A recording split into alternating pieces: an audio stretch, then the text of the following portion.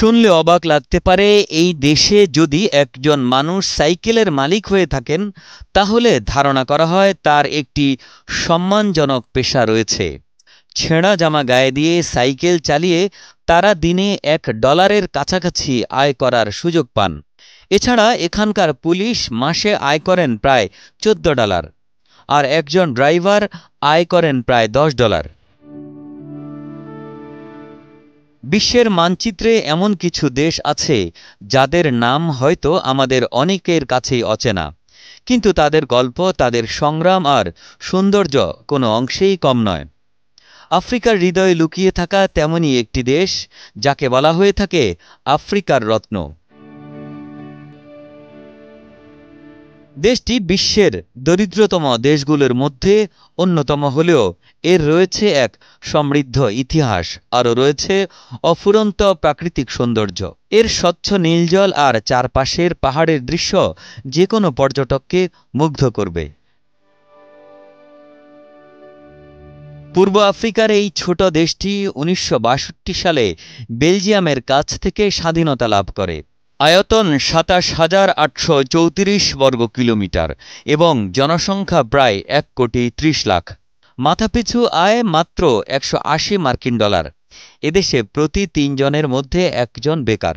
এখানে এমন পরিবার আছে যাদের মাসিক আয় $10 থেকে $15, এবং এই সীমিত আয় দিয়েই পুরো পরিবারের 1 মাস চলতে হয়।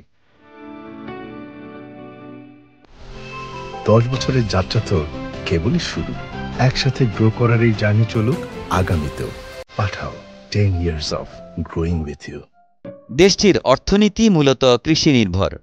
এখানকার প্রায় 90% মানুষ কৃষিকাজের সঙ্গে জড়িত।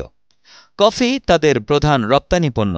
এছাড়াও রয়েছে চা, তুলা এবং কাসাভা এখানকার মানুষের জীবনধারণের মূল উৎস হিসেবে। এই দেশে যদি একজন মানুষ সাইকেলের মালিক হয়ে থাকেন তাহলে ধারণা করা হয় তার একটি সম্মানের পেশা রয়েছে, কিন্তু সেই পেশাতেও রয়েছে হাড়ভাঙা খাটুনি। যারা সাইকেলের মালিক তারা কৃষকের উৎপাদিত পণ্য সাইকেলে করে বাজারে নিয়ে জীবিকা নির্বাহের চেষ্টা করেন। ছেঁড়া জামা গায়ে দিয়ে সাইকেল চালিয়ে তারা 100 থেকে 150 কিলোমিটার পথ অতিক্রম করেন শুধুমাত্র কিছু কৃষিজাত পণ্য বিক্রি করার জন্য। এজন্যে তারা দিনে প্রায় $1 আয় করার সুযোগ পান। এখানকার সরকারি কর্মচারীদেরও আয় অনেক কম। একজন বুরুন্ডিয়ান পুলিশ মাসে আয় করেন প্রায় $14, আর একজন ড্রাইভার আয় করতে পারেন মাত্র $10 কাছাকাছি। এখানকার মানুষ শিক্ষাগত যোগ্যতার পিছনে না ছুটে কাজে যোগ দিতেই বেশি পছন্দ করে।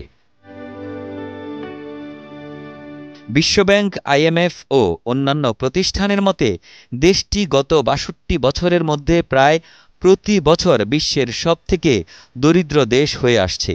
এখানে অনাহারে অনেক মানুষ মারা যায়।